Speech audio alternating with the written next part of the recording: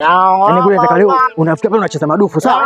Yaani unacheza madufu ile mpaka sasa. Nini? Twende changamka. Wewe tu unaweza ukaniangusha. Mimi tu nilikuwa nikipiga Qur'ani hivi watu wanasimama namna hii kwa vile ni hatari. Yaani niko zangu na swali. Ayup. Sawa. Safi na vipi pia? Namshukuru Mwenyezi Mungu. Vipi zako? Za uko salama. Inapanda? Sijajua kama inapanda maana nimeiacha. Yaani funga inapanda? Unazungumza mambo ya swali. Mwezi mwasau. Inapanda. Kijana wetu. Bwana huyu bwana kuna ustazi fulani anaitwa Muhammad Mwaji kafungua chuo hapo nikasema ngoja nimpeleke. Muhammad Mwaji. Okay, yuko hapa Ngamia. Ngamia. Bwana yule anasifika anafundisha watoto vizuri kweli na akifundisha mtoto lazima aelewe hata kama mtoto kichwa kigumu. Ndio.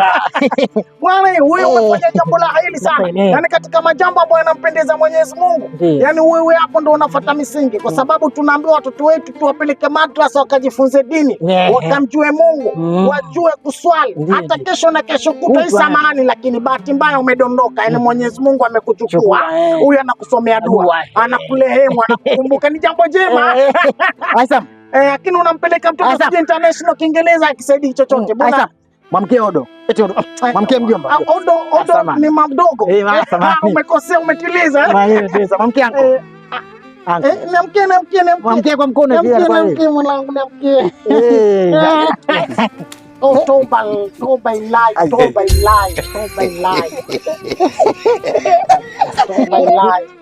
Unamfundisha nini mwanangu? Sijui imekuaje. Ukisikia miujiza kumbe bado ipo. Mimi nikajua tangu hizi za mitume tu ndo liishaga kule. Sasa unaona sasa ukisikia kobe ndo huyu. Hapana. Sema huyu atembee na nyumba. Nisikilize kwanza basi. Utaniambia nini kuelewa Ibrahimu? Unajua hii miujiza Mwenyezi Mungu huenda kai bado anaiweka katika maboresho. Mimi nimefunga. Huenda Mwenyezi Mungu akasema ukijana bwana hana ila iftari akaniwekea mandazi ndani kwa ndani. Yaani mimi kutoka juu. Yaani mandazi kutoka juu na mvua kutoka juu. Tusameane. Yaani unakwambia, yaani mimi nikwambia kitu kimoja bwana. Ibrahimu. Yaani mimi nakufahamu wewe tofauti unavyojijua wewe. Ndio. Hiyo tabia unayo. Naomba iwe siri. Usiangalie unajifundisha utakuwa ufuate vile nani umesikia? Huyu ni kobe. Naomba iwe nani? Kobe. Ukisikia kobe la mchana ndo huyu.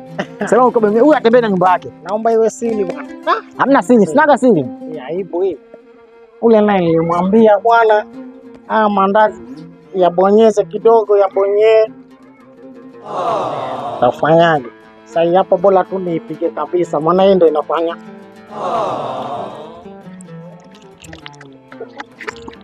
Unafanya mambo yawe mengi. Nitamalizia huko mbele kwenye kona. Ushauri najuta kukutana na